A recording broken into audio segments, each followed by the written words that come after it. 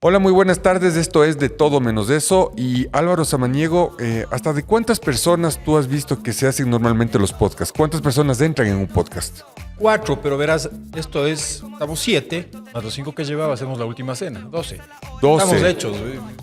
O sea, saca el corderito, ya partiré por ahí la ensalada y estamos... ¿Cómo se nos ve? ¿Cómo se nos ve de a 7 en un podcast? Hay que preguntarle a Luis Maldonado cómo se nos ve en Múnich, a Shira Chávez cómo se nos ve en Austria, y a nuestro buen amigo Patricio Espinel cómo se nos va. Él nos sigue a bordo de un taxi que recorre las calles de Quito. Toda esta gente nos puede ver gracias a las plataformas que nadie más y nadie menos que Black Mama la puede pronunciar con un inglés fluido. ¿Cuáles son, mi querida Black? Buenas tardes. Hola. Spotify, YouTube, Apple Podcast, Amazon Music, TikTok, Instagram, Facebook y X. Y entonces, en un video muy pequeñito, vamos a explicarles quiénes somos nosotros en De Todo Menos Eso. Curador de almas y rastreador de identidades. Él es Fernando Jurado, perdidamente enamorado del amor. Maestro para atrapar el alma en los lienzos. Él es Jaime Zapata. Escritor, periodista, discípulo de Mafalda y cazador de utopías. Él es Álvaro Samaniego. Cimarrona, multifacética. Desde Esmeraldas yo soy Black Mama. Documentalista, contador de historias, con demasiado corazón. Nicolás Cornejo.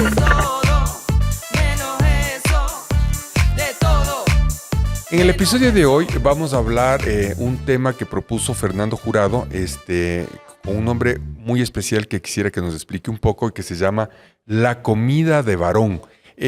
Fernando, ¿cuál es la diferencia entre un hombre, un chico, un caballero y un varón? A ver, vos estás haciendo preguntas un poco comprometedoras y creo que te estás proyectando de gana y haciéndote bolas. Todo el mundo sabemos, ¿para qué hemos de explicar? A ver, pero no, el título no está bien, es veraz, es El varón en la cocina ecuatoriana. ¿Pero es el varón con B de burro grande o de B de vaca chiquita? Depende, vos sabes que hay varones con ya cada uno, ¿no? Bien burros, claro. Y Jaime, ¿vos crees que varón es como una... asciendes? O sea, ¿el varón es lo máximo en la cúspide de los varones? ¿O cómo crees? ¿Qué es varón para vos?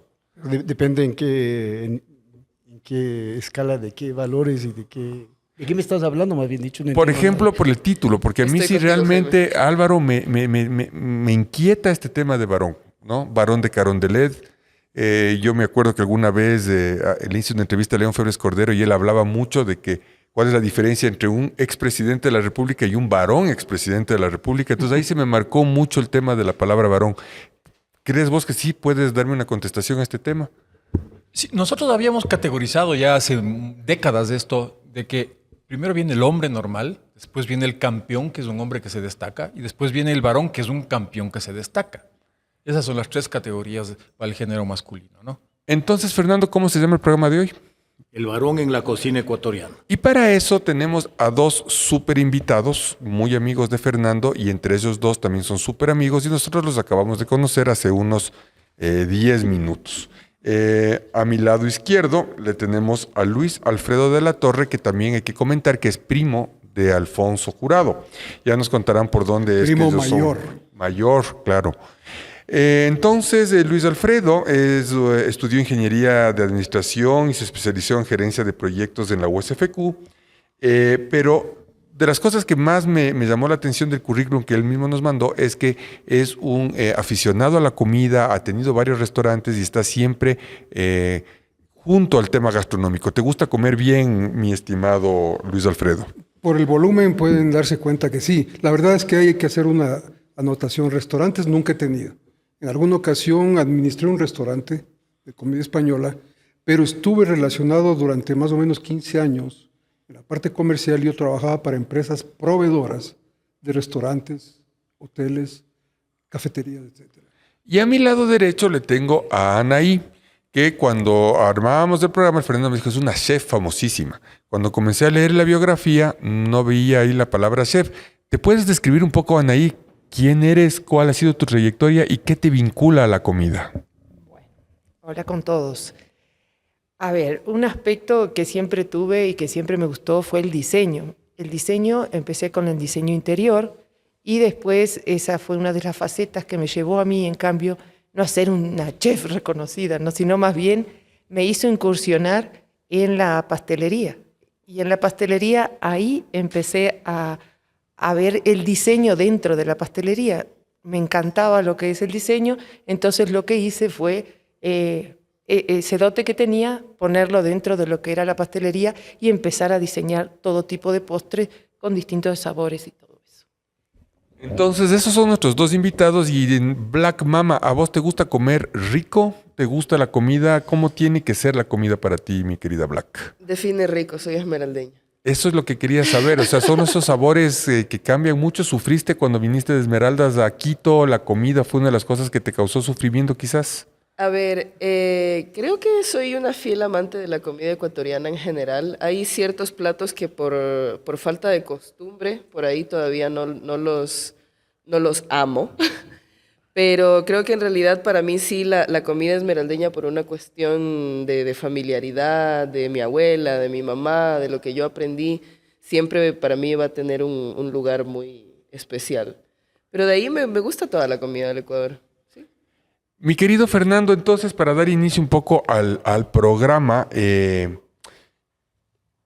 ¿cómo es que a usted se le ocurre? ¿Cuál es la diferencia entre que una mujer cocine o un hombre cocine? ¿Hay una diferencia? ¿Se marca la diferencia en eso? No, yo no diría que la cosa está por ahí, sino la disposición que el hombre ha tenido en las últimas décadas en el Ecuador a vincularse a la cocina. Y yo parto de un hecho que me llamó mucho la atención. Al filo del 90 se dio un curso de pastelería francesa en Quito. Habían 31 concursantes o alumnos. Las 30 eran señoras y el único varón era Claudio Mena Villamar, un conocido periodista quiteño, historiador, un hombre muy interesante. Y él sacó el primer premio. Y cuando él nos contó esto, porque pertenecíamos a un grupo cultural, yo dije, hombre, esto hay que interesarse. Porque simboliza ya que el hombre quiere incursionar directamente en la cocina, lo cual hasta los años 60 era prohibido. Pero en 1960. Claro. Porque pasamos como 3.000 años con la división de mujeres a la cocina, hombres fuera de la cocina. Claro. Ahora hay que entender ahí que bien tenemos dos vertientes. Por nuestra vertiente andina, por la parte indígena, se ha habido una tajante división y era el hombre afuera de la cocina, la mujer adentro. Cuando el hombre entraba a la cocina se le llamaba guarmilla, despectivamente, o sea, mujer chiquita o mujer despreciable. Esto en Europa no se daba, sobre todo a nivel de casas reales, de casas importantes, siempre había un cocinero. Y entonces cuando yo me he puesto a rastrear esto, encontré, por ejemplo, con ayuda de un historiador muy bueno que es Santiago Yepes, los pasaportes de los primeros cocineros españoles de Quito, a fines de la colonia. Luego hay un periodo de recesión hasta que a partir de 1850 aparece el primer recetario de cocina hecho por un varón, y que era además arquitecto, Juan Pablo Sanz. Luego aparecen recetarios hechos por dos extranjeros que vivían en Quito, pero que acogen la cocina ecuatoriana. El uno es Adolfo Guillén y el otro es un español, Alfonso Guillén.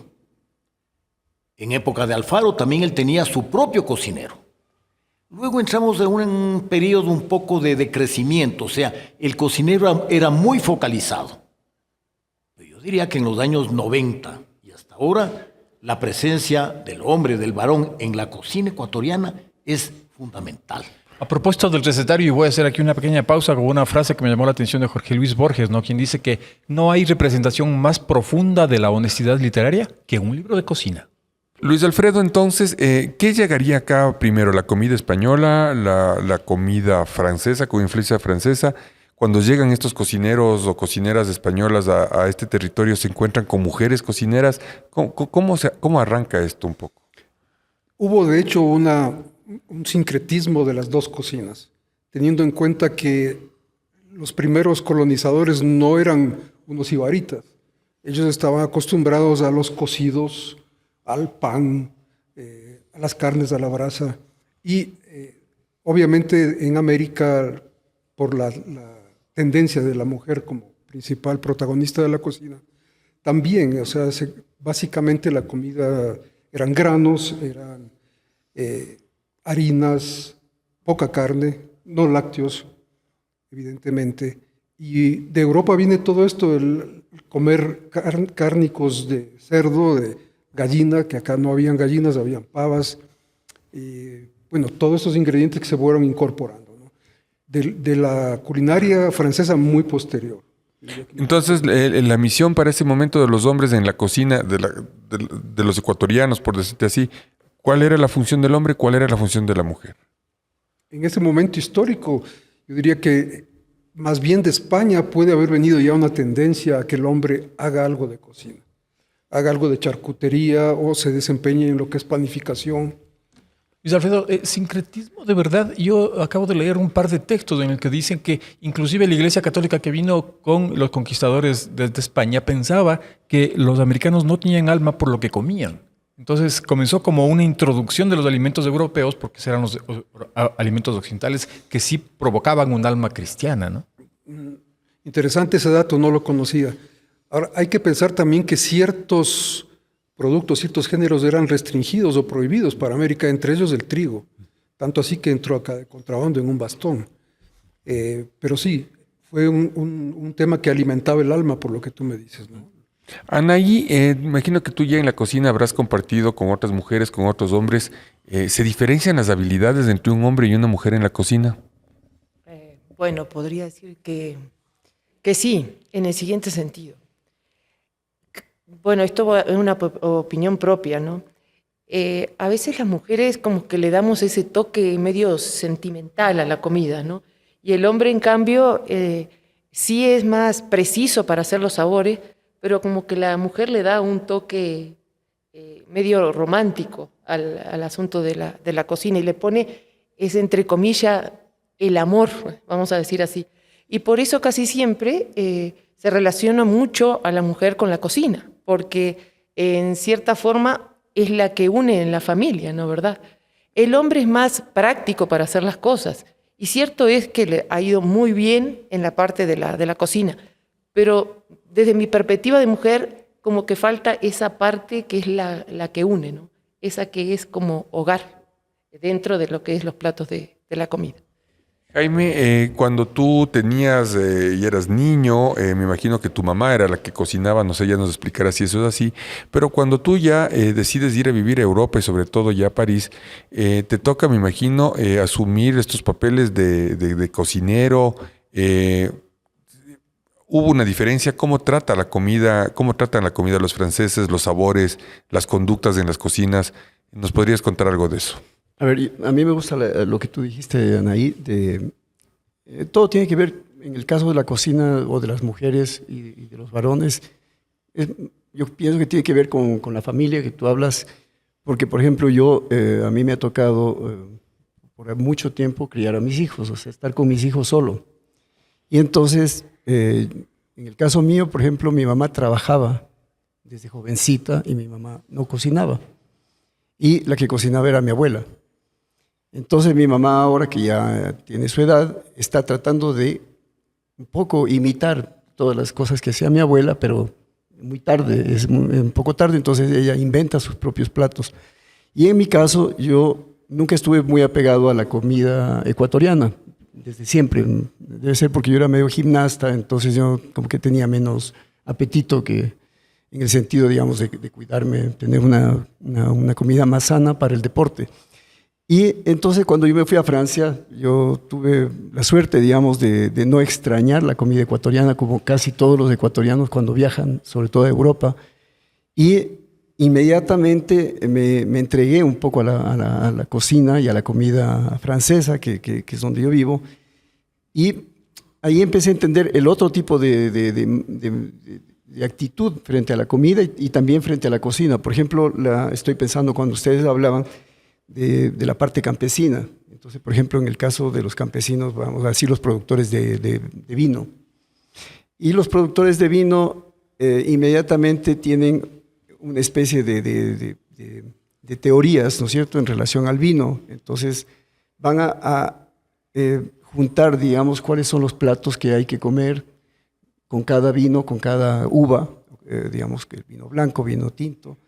y de cada región y de cada cepa, que son distintas, y entonces esto empiezan a juntar, digamos, oficios distintos, por ejemplo el jamón, ¿no es cierto? El jamón, los productores de jamón, los productores de queso, y esto ahí no tiene nada que ver ni hombres ni mujeres, es más bien una cosa, agricultura pura y producción, ¿no es cierto?, de alimentos que tienen que ver con la cultura y la geografía de cada región en este caso. Fernando, hablando de eso, de la geografía, de la región, ¿usted podría diferenciar entre esta comida española y esta comida francesa que llegó al Ecuador hace muchos siglos atrás? Claro, a ver, varía según la región española, ¿no? Es decir, por ejemplo, si hablamos de Asturias, del viejo plato es la fabada. La comida andaluza, que eso nos llegó mucho, es una comida absolutamente sencilla, porque además Andalucía siempre fue pobre, de tal manera que inclusive se decía que la comida contribuía a la pinta del andaluz. El andaluz tenía que ser delgadito, casi no respiraba, y lo que hacía es pegarse, eso sí, unos buenos tragos. La comida vasca es muy rica, muy sabrosa, es suculenta.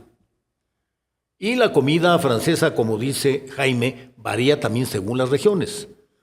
De lo que hemos descubierto a fines de la colonia entre los cocineros que llegan, por ejemplo, hay uno que es un señor Molinar que llega de Galicia, hay otro que es un vasco y hay otro que es un madrileño. Pero claro, yo creo que esta es una influencia muy focal y a nivel de Palacio de Gobierno y de invitados, pero no es a la gran masa. Lo que yo creo que la cosa sí se pone ya con peso es cuando se publican los recetarios de cocina y que nos hacen ver la brutal riqueza gastronómica que se tenía en Quito. Cuando llega el gran revolucionario francés que es Luciano Laffitte, él era dueño del restaurante Laffitte en las Tullerías de París. Cuando se proclama dictador Napoleón III, él abandona Francia en unión de su tío Pierre Closet, que se va al Brasil. Laffitte estuvo una temporada en el Brasil, luego se instala en Quito, y era un hombre múltiple porque instaló la primera fotografía pública, instaló una sastrería en la Casa Azul, compró el molino Miraflores en Ambato al padre de Jacinto Gijón y se dedicó a hacer para sus invitados. O sea, era una ganga, comida francesa espectacular. Yo tengo aquí un menú de él que le dio a Menéndez Pidal en 1903. ¿Qué año sería esto? Todo cuando Él viene llega en 1878 y viene con su personal, que eran los hermanos Charpentier, especialistas en pan. Hasta ahora hay la panadería de los Charpentier. De los Charpentier tienen 3 panaderías. Sí, por lo menos yo conozco 2, ¿no? Una en la calle Real Audiencia y he oído otra que en la Huanhuiltao. Ajá, sí. Esa es en definitiva, el gran aporte. Y por ejemplo, los Charpentier enseñan a introducir los dedos de dama en el champán. Eso aquí no se tenía ni idea lo que era. Entonces, eso sí cambia nuestra estructura. Nótese, me parece que me llama mucho la atención en esto que en esos casos en los que un gran cocinero traído de fuera preparaba los alimentos, ejercía un acto público, un acto por unos invitados que seguramente le aplaudían y le reconocían. Pero si esta cena era preparada por una mujer, eso no pasaba, porque la mujer estaba destinada para lo privado, mientras que el hombre para lo público, y mientras que para la mujer era un deber cocinar y para el hombre era un trabajo. Hay esa diferencia fundamental. Sabes que a mí se me hace súper rara también, súper loca también la diferencia cultural. Porque, por ejemplo, yo vengo de una población negra, obviamente. Nótese. No se nota mucho. Entonces, por ejemplo, dentro de la gastronomía esmeraldeña, la gastronomía negra, la existencia de ciertos platos es la representación de la resistencia que pudo existir para que los platos africanos sigan teniendo un tipo de prevalecencia dentro de la comida esmeraldeña. Hay un montón de cosas que se comparten dentro de la alimentación negra en distintos lugares de Latinoamérica y del mundo, como es la presencia del verde, la presencia de la yuca, el frijol negro, que también se estima que vino dentro de las trenzas de los esclavos dentro de la trata esclavista, y un montón de cosas que para nosotros es totalmente diferente a la gastronomía quiteña. Y nos queda para un programa futuro la dimensión política de la cocina. Claro, ¿no? Y aparte de esto, por ejemplo, esta división entre hombres y mujeres dentro de la cocina negra no existió mucho, porque nuestras madres estaban trabajando todo el tiempo. Entonces, si queríamos comer rico, sea varón, sea mujer, había que aprender a cocinar como la abuela, había que aprender a cocinar como mamá. Seas varón, seas mujer, tenías que cuidar a tus 4, 5, 6, 7 hermanos y tenías que aprender a hacerlo bien.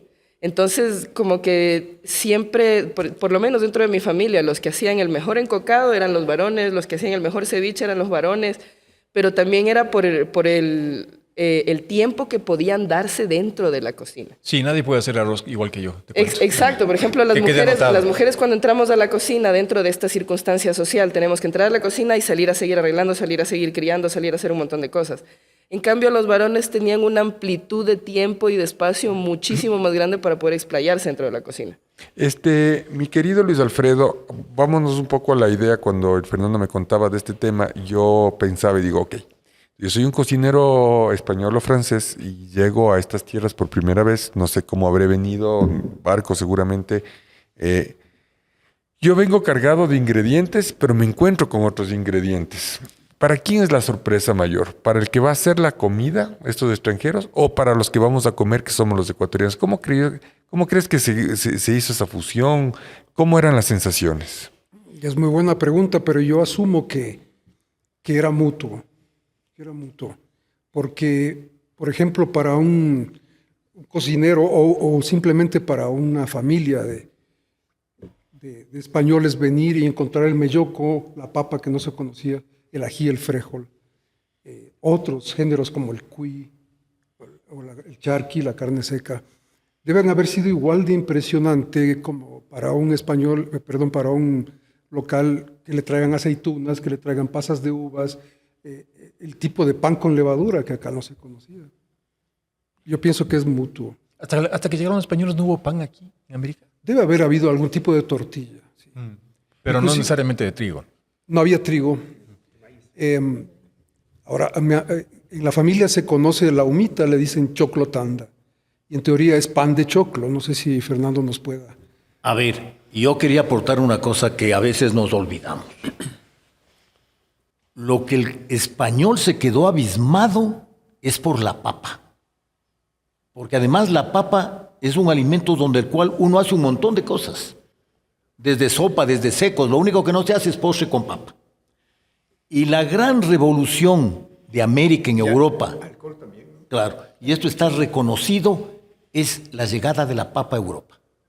¿Qué es lo que más se come en Europa? El europeo ahora come más papa que nosotros.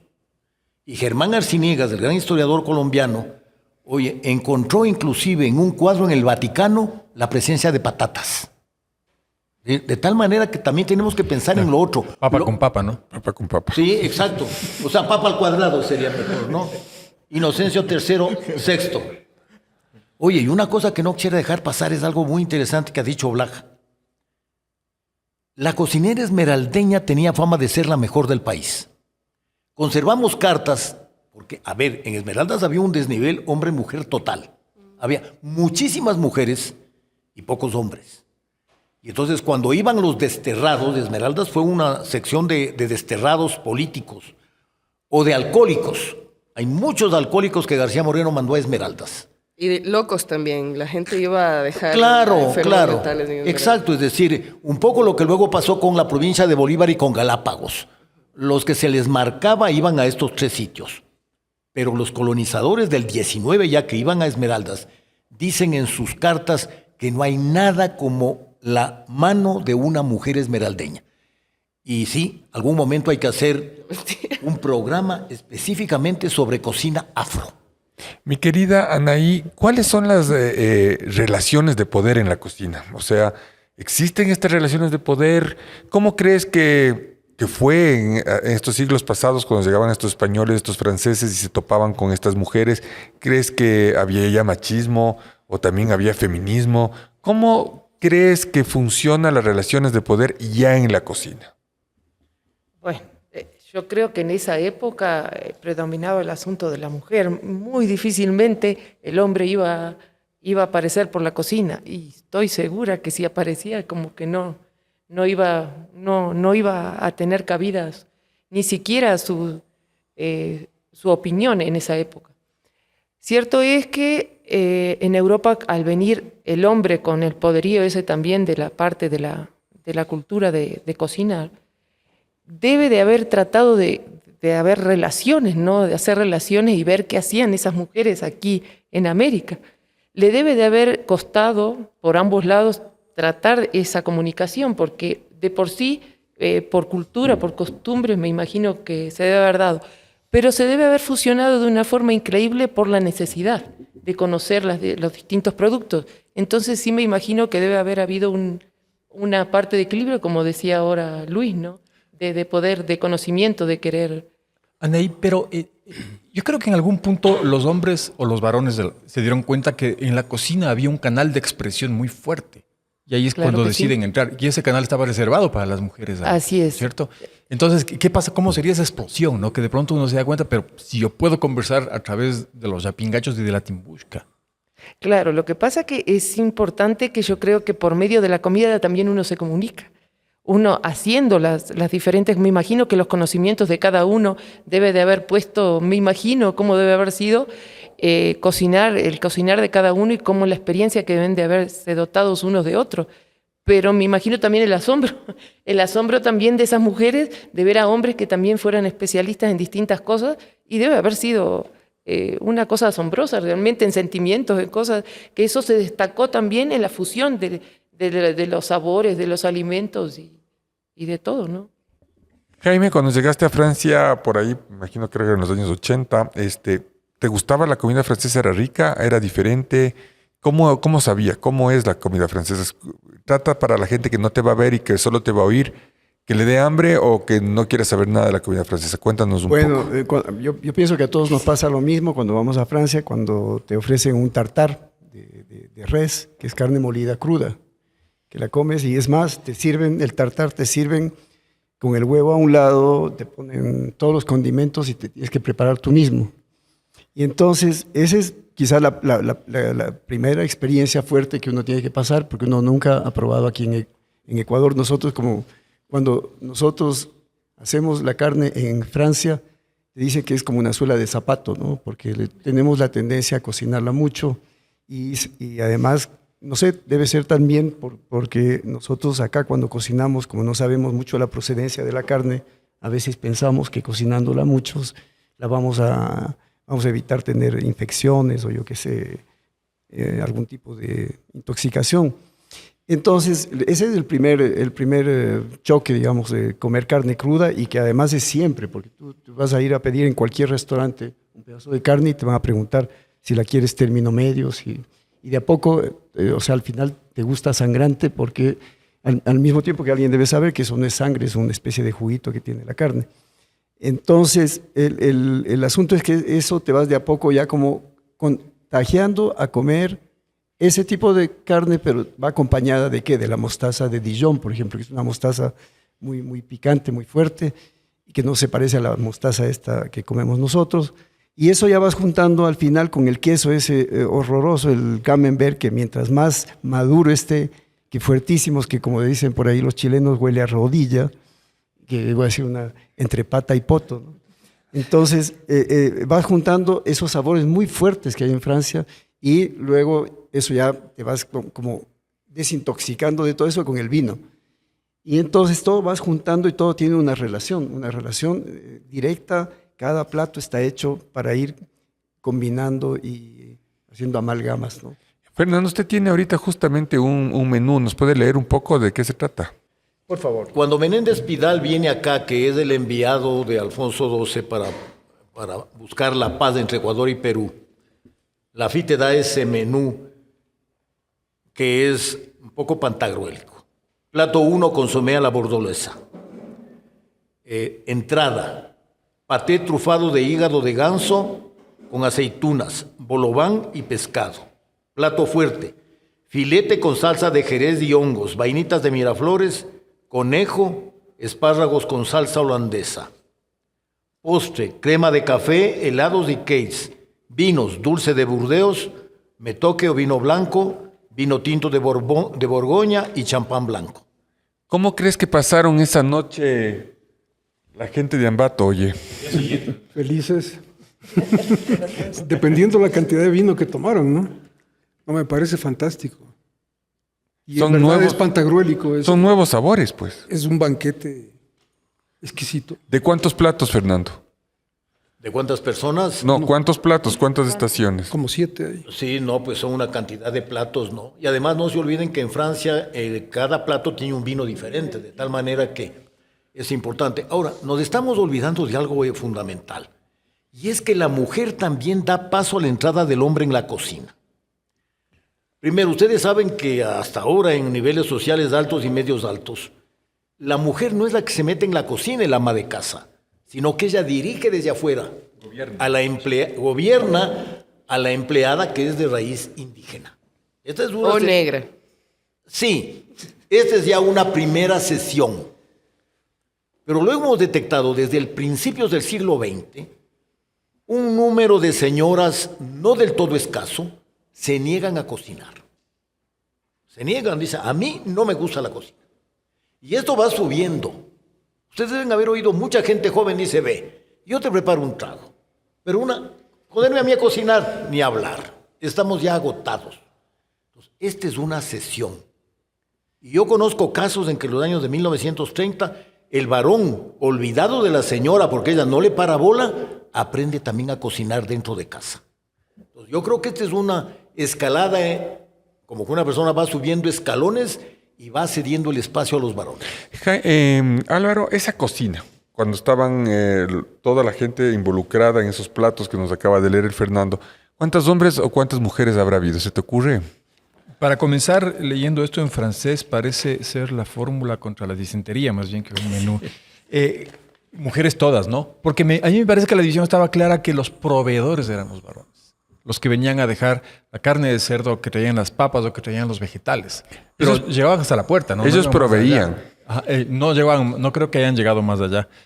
Solo déjame darte un dato simpático que escribe Martín Caparrós, el gran periodista argentino en España. Dice, el cincuentón o cincuentona estándar es alguien que comió 65,000 veces. Experiencia suficiente como para que empiece a conocerlas, a las comidas, ¿no? ¿Me podrías más o menos, te imaginas cómo habrá sido esa cocina cuando estaban, qué habrá pasado? Yo quiero hacer un pequeño paréntesis porque estamos dejándole huérfano al maíz. Hemos hablado de la papa y sus virtudes, y en realidad, si vemos desde México hasta Centroamérica, inclusive Venezuela y Colombia, el maíz es el protagonista, y la papa es más bien andina, ¿no es cierto? Y bueno, imaginarme cómo pudo haber sido la cocina, yo veo un cuadro de un gran mesón donde se ha preparado el pescado, donde están los diferentes géneros. Deben haber habido muchos fogones, deben haber habido personas que estaban moliendo, otras desgranando. O faenando los animales también, ¿no? Claro, claro que sí. Porque hay una cosa simpática. Una parte de los alimentos se cosechaban o se cultivaban en los propios huertos de las casas. No estaba proveedor, pero no estaba alguien que se haga cargo Eran de- casas enormes que tenían huerto, ¿cómo no? Y Miraflores era una finca enorme. Oye, hay la lista, conservamos la lista de invitados, 200 personas.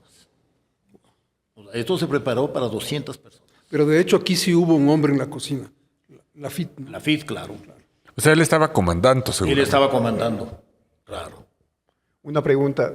¿Tú sabes si aquí tenemos algún plato equivalente a lo que sería la feijoada o, por ejemplo, en Francia hay la bouillabaisse, que son la mayoría de gente que van recogiendo un poco los restos de lo que va quedando y van haciendo los platos, digamos, de lo que los señores comen?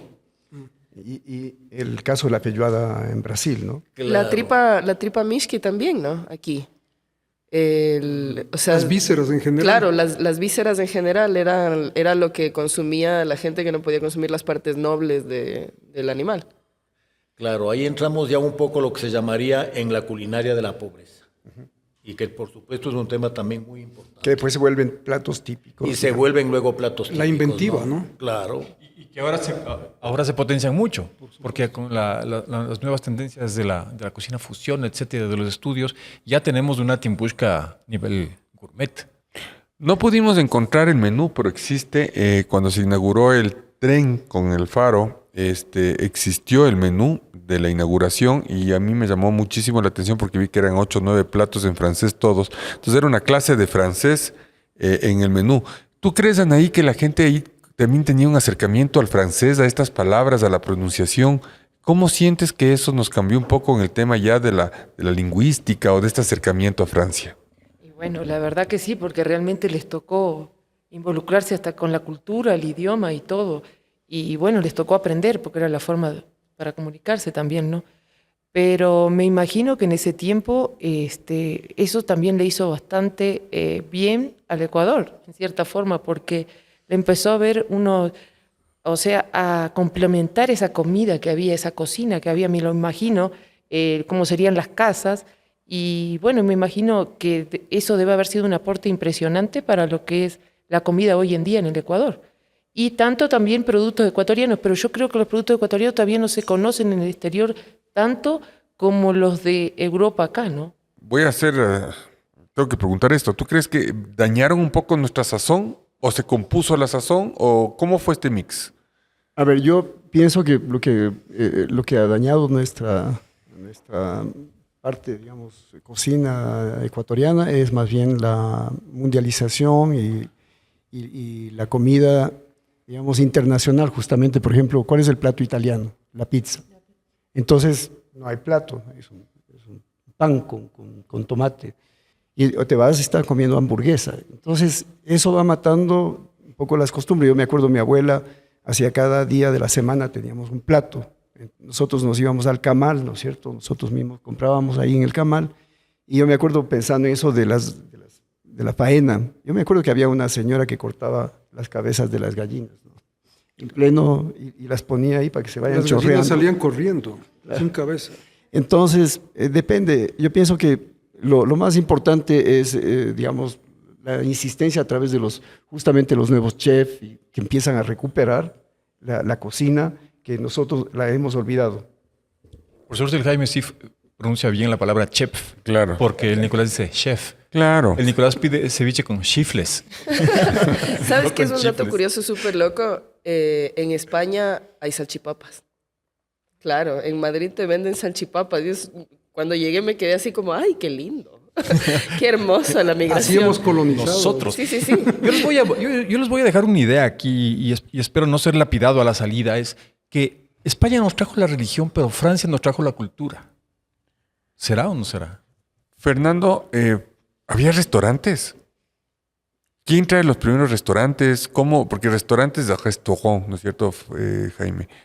Justamente de los datos que tenemos, el primer restaurante lo trae Lafite. Pero, ojo, él se consideraba niño de buena familia y no lo maneja él, sino lo maneja Charpentier. Y entonces se forma lo que se llamó el Gran Hotel de Charpentier, pero que más que hotel era restaurante. Y era un restaurante famoso, era en la calle García Moreno, frente a la casa de la familia Lazo, es decir, una cuadra al norte del Palacio de Gobierno. Era tan famoso que el general Plaza, en su primera administración, subía todas las tardes a tomar café en el restaurante de Charpentier, y era para ver a la señora Belina Lazo, que le tenía ya pelado el ojo. Y el general Plaza me contaba el galo que inclusive el café le brindaba, ¿no? Hacía una venia y le mostraba la tacita de café. Y esta vaina duró 4 años hasta que se casó mediante poder. Y cuando él dejó el poder el 1 de septiembre del año 5, le dijo: señor Lazo, vengo a retirar lo que es mío. De tal manera que el restaurante cumplía un múltiple papel.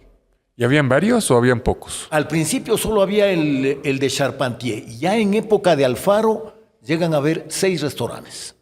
Y el sitio donde que más restaurantes, es decir, los primeros de Quito, en la Plaza de Santo Domingo. ¿Por qué? Porque Santo Domingo era el sitio por donde llegaban todos los pasajeros del sur. Y los alimentos. ¿Le suena el restaurante La Cueva del Oso? ¿Es más moderno todavía? Claro, ese ya es moderno, ese es de la época de la niñez del Nicolás. Pues. No, Claro. pero yo supe que había uno anterior a eso. En el hotel Principios de siglo. metropolitano. En el Hotel Metropolitano. Había un hotel metropolitano en la Plaza Grande e igualmente el hotel metropolitano en Riobamba. Que era famoso. Oye, Luis Alfredo, ¿y todos podían ir a restaurantes o era algo muy exclusivo? Lo que sucede es que el restaurante ya tiene esa connotación de sitio de reunión un poco más formal, pero no hay que olvidarse que en todo pueblo, por pequeño que sea, siempre hay alguien que prepara comidas, alguien que prepara tamales, que prepara tortillas, y la gente se debe haber reunido ahí. No tenían el nombre de restaurante, tal vez Fonda o Fogón, Pero El siempre, almorzadero. siempre hubo, claro. Porque había gente que venía de provincias, gente que venía y tenían que comer en algún lado. Y me imagino que los lugareños también se daban el gusto de comer un motecito en la mañana, una tripa mixta en la tarde. Nicolás, a ver, eso hay que aclarar, ¿no? La fonda que hay desde de siempre es el pre-restaurante, pero es un lugar muy modesto de comida popular. El restaurante ya tiene otra categoría y donde que el costo es realmente 5 veces más que en la fonda, ¿no? Porque todo el mundo tenía que comer, el pobre pasajero tenía que comer a algún sitio. La fonda es el primer paradero. Anaí, ¿vos no crees que eso fue un conflicto entre quién es cocinero y quién es chef? Que yo creo que eso es uno de los temas que ahora es un lío. Pues se le ven al cocinero como alguien así nomás, pero el chef es el chef. Cuando yo creería que el cocinero realmente es lo principal y realmente el chef es el que le puede dar el toque de alta gastronomía. ¿Tú crees que ya comenzaban esos conflictos de comenzar a hacerles a un lado a los cocineros y comenzar a predominar los chefs? Bueno, yo creo que sí, porque creo que el cocinero tiene la parte que viene de generación en generación, que les va enseñando la abuelita, que le pasa, y curiosamente son las mujeres que les van enseñando. Es que hay que poner la cosa como... entonces les van enseñando y le van dando esos trucos. Entonces eso es lo que el cocinero sabe. O sea, creo que es importante en esa parte, porque... Y a veces, aunque parezca mentira, el cocinero es muy reacio a dar esos secretos. Y a veces está en la parte del chef, el chef ya es más formado, tiene que ir a la universidad, tiene que conocer más sobre las mezclas de sabores y todo eso, pero resulta que a veces esos secretos a veces son más valiosos, y a veces un cocinero, aunque no tenga el título, resulta que a veces termina siendo en los restaurantes o en lo que se pone la persona más importante, a veces que hasta el propio chef. ¿Qué pasaba cuando el cocinero se alejaba de las técnicas que le transmitían las mujeres? Ahí es cuando funcionaba la vieja teoría y terapia del bolillo. A veces sí. Yo creo que sí. Hay que tener en cuenta, perdón la interrupción, que en cocina ya de cierto nivel de volumen, digamos, el orden es casi militar. O sea, va desde el pinche de cocina hasta el chef ejecutivo, ¿no? Entonces tenemos brigada, tenemos chef de partida, tenemos el chef. Chef es jefe, ¿no? Entonces, más apropiado sería decir cocinero. Sí. Nicolás, yo quiero decir algo a propósito de lo que tú dices de las abuelitas. Ubiquémonos, porque estamos ya en una época donde las abuelitas, o sea, las abuelitas de mi edad, eran unas carichinas. Cuando tenían abuelita, tenían abuelita que eran unas hippies, o sea, nada que ver. Entonces, esas abuelitas ya no saben cocinar. Y son las que están ahora paseándose por el mundo, qué sé yo, con una mochila en el hombro, que uno ve aquí mucha gente que realmente son gente que han trabajado también toda la vida, tienen ya, en nuestra época, las abuelitas no existen, ni siquiera para cuidar a los nietos. Entonces, porque están por ejemplo, en Europa, las abuelitas están en tours, están en el gimnasio, están en otro patín que no es el mismo. Entonces estamos hablando también de otra época, por eso es lo que las universidades y todo te enseñan a cocinar ahora.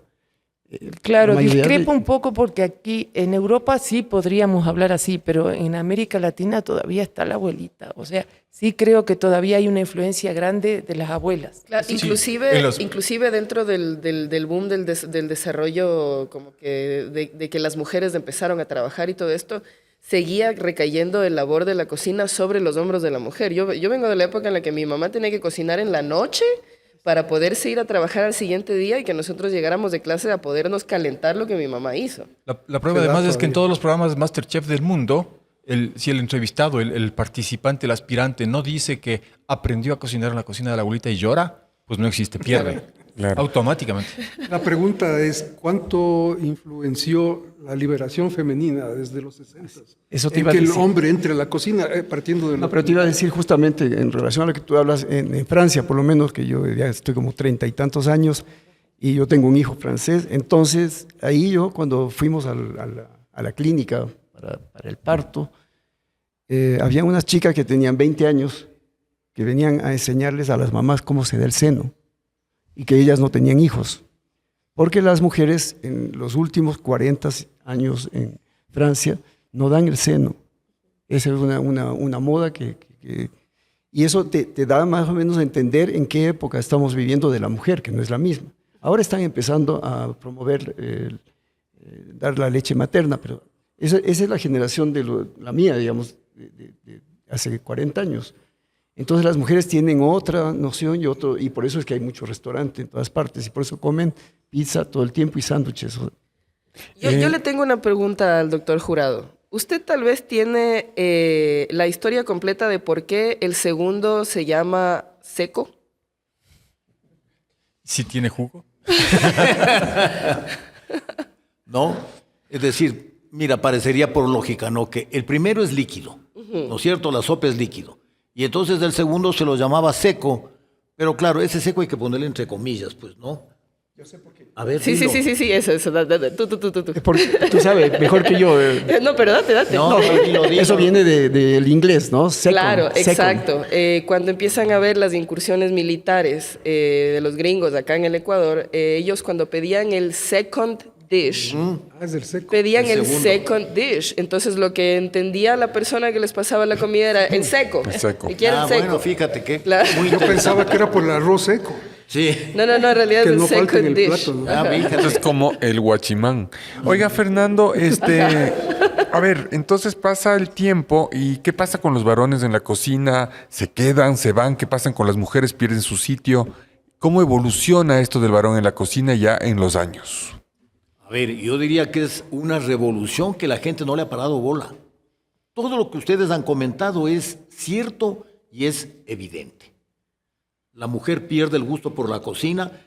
Otra cosa, la mujer se emplea. La mujer pasa a trabajar, a ser oficinista. Y eso le da menos tiempo para la cocina.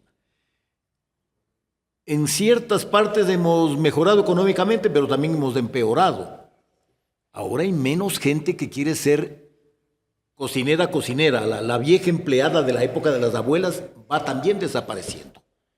Y entonces aparece una figura que se queda como ahí colgada, el varón. Que además a veces el varón no tiene trabajo y se ve obligado a cocinar porque es el que tiene más tiempo libre. Entonces, desde los años 60, además, la liberación femenina, el deseo de no tener hijos, hace que el hombre cada vez más ha metido su mano en la culinaria de la casa. ¿Cómo se institucionaliza esto? También es a partir de la famosa conferencia panamericana que no se dio, para la cual se hizo el Palacio Legislativo, el aeropuerto, el Hotel Quito.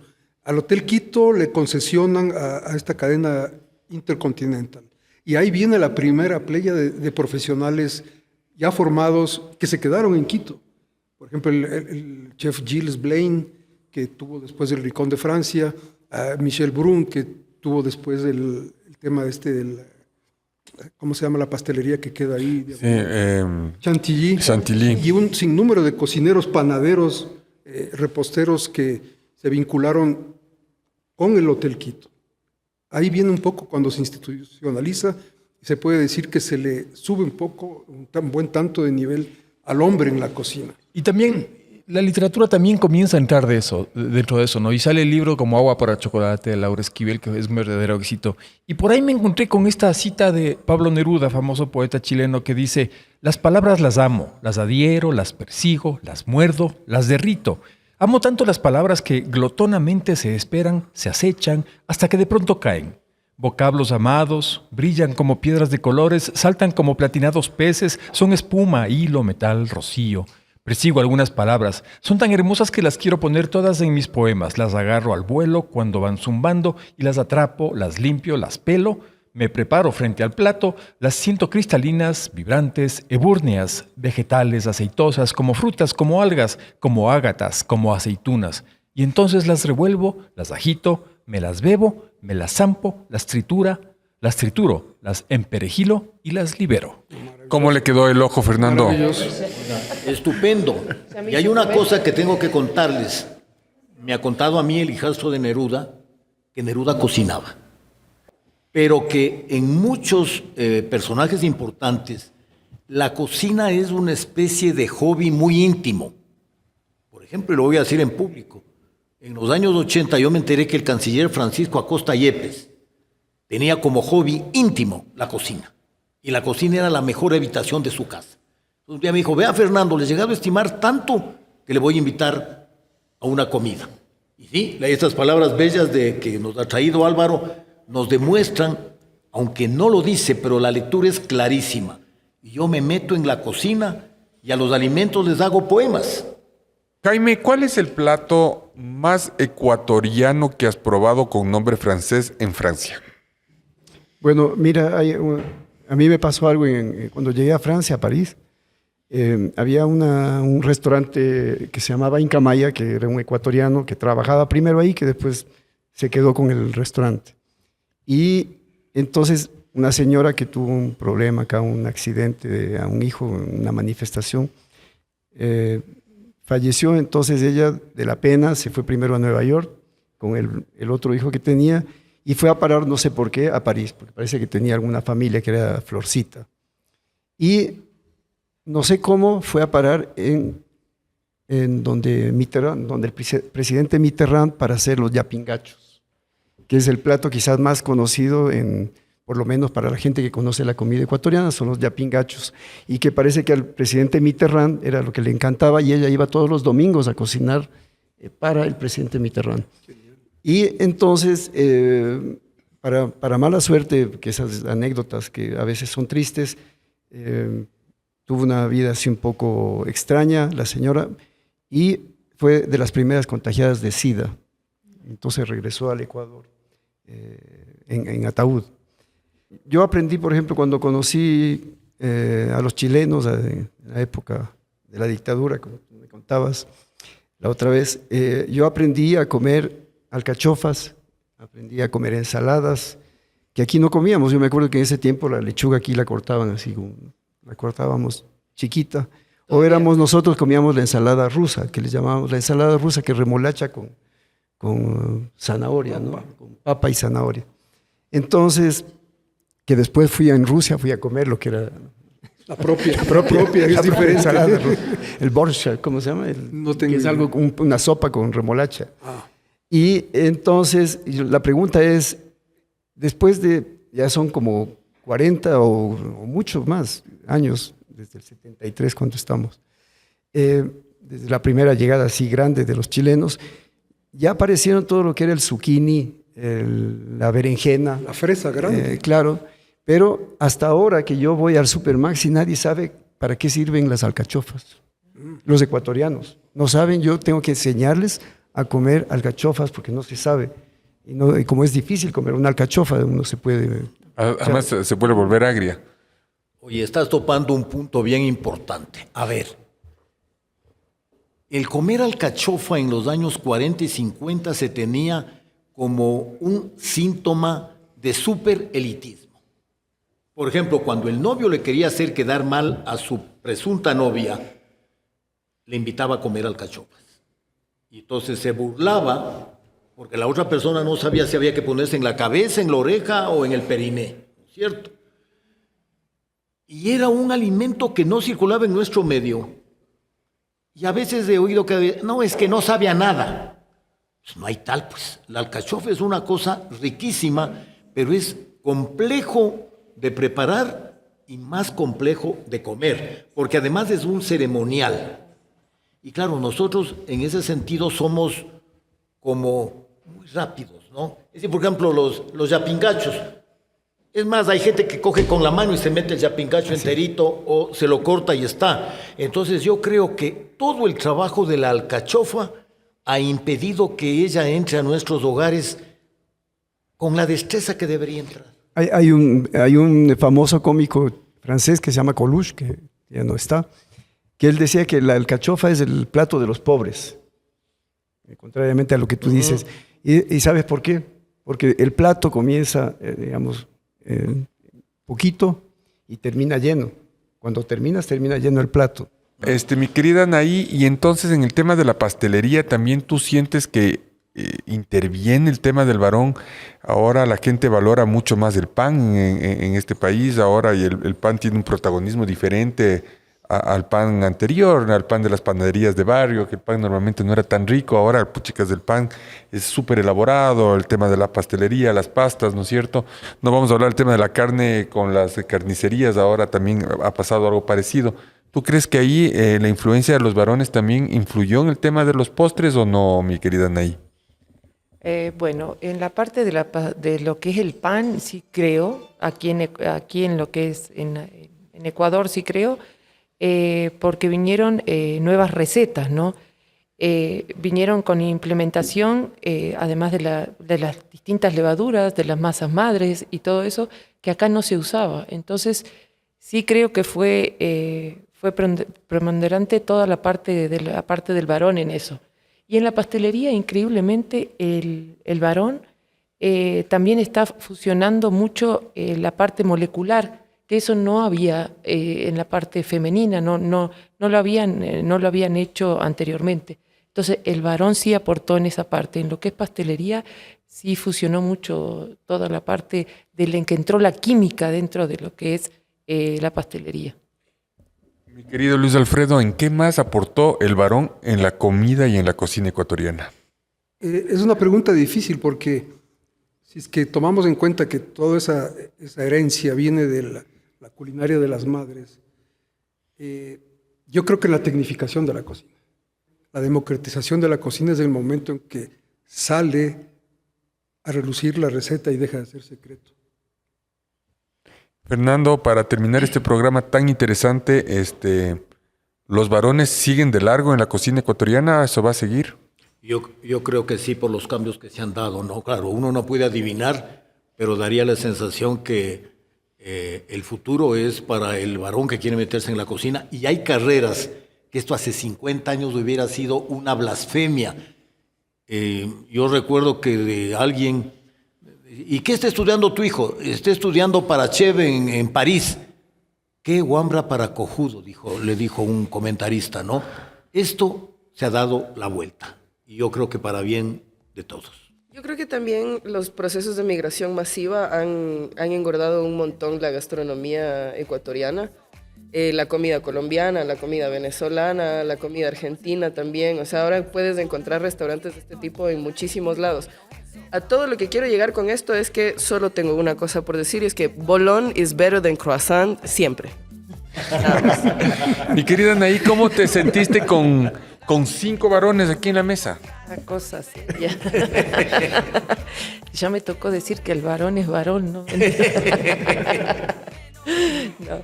Les agradecemos infinitamente por haber atendido a este podcast y nos vemos como todos los viernes a las 6 de la tarde y en todas las plataformas en redes sociales. Muchas gracias.